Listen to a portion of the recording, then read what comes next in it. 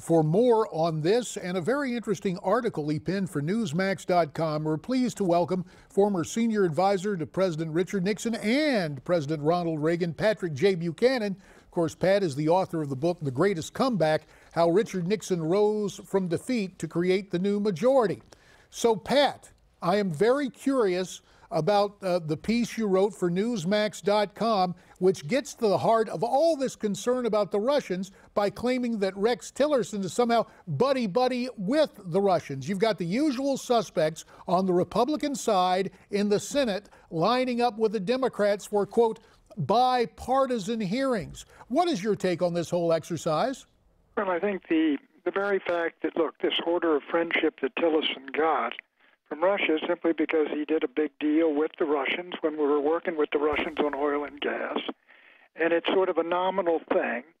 And I think the reaction of John McCain, who really went into a riff that Putin is a murderer and a killer and a thug and a liar, and anybody who says otherwise or doesn't say so is lying. I think it's simply a reaction out of McCain himself that is normal and natural for him.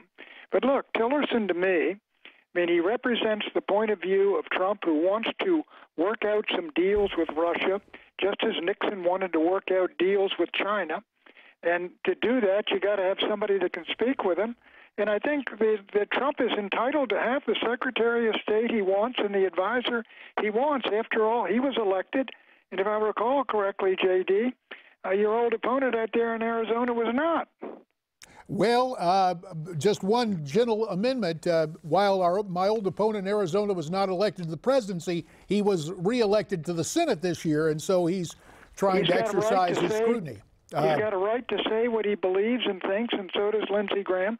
And there's no doubt about it that if Marco Rubio joined him and you got those three, and even Rubio on the Foreign Relations Committee, if those three voted against the Tillerson for Secretary of State and the Democrats went in lockstep against him, he would go down. But that is a real rarity. I mean, I knew, and I'm sure you did, my friend John Tower, who was the last, I believe, cabinet choice who was nominated for Secretary of Defense, who went down because of allegations about his personal behavior. But I think that would be a real blow to the president-elect, and if it were administered by members of his own party, I think there really would be a real rift and a divide in the party, and it would be John McCain and I think Lindsey Graham responsible for it. And Mr. Lindsey Graham, as I recall, didn't even get 0.5%. Did he ever get a delegate? No, I don't believe he did in his own run for the presidency, although John McCain said that Lindsey was his choice. Now, just let me back up on this thing, because you also put down the name of Marco Rubio, and you'd have 3 of the 4 Republicans from the Gang of Four, ostensibly Jeff Flake in Arizona, chastened by his non-support for Donald Trump and the fact that his name will be on the ballot 2 years hence, may back off.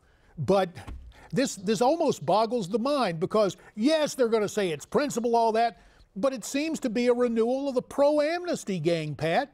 Well, it really does, and it looks to me to be, and all of them have reasons, other reasons. I mean, Graham got walloped by Trump, and he attacked him in every possible way, and Trump couldn't be nominated, Trump couldn't be elected, and McCain was silent because he was running the way he was, and little Marco got a hard time. I think they're motivated partly by hostility to Trump and a desire to elevate themselves. And, of course, with McCain and Graham, I will say they're consistent.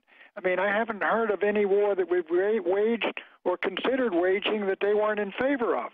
It just seems they don't want to go to political war against Mr. Obama and the Democrats. Somehow that's left out of their makeup. So well, it would seem to me. People like, and I will say it, with Mitt Romney, whom I supported in 2012, it wasn't simply that, and they had every right to oppose Trump for the nomination, but once he got it, if he's intolerable to you, at least shut up and don't help elect Hillary Clinton, which is what, Mitt Romney, I think, was virtually trying to do. Well, still a lot of rifts within the Republican Party to try to mend despite the Trump victory. Patrick J. Buchanan tonight via telephone. Pat, we appreciate your time.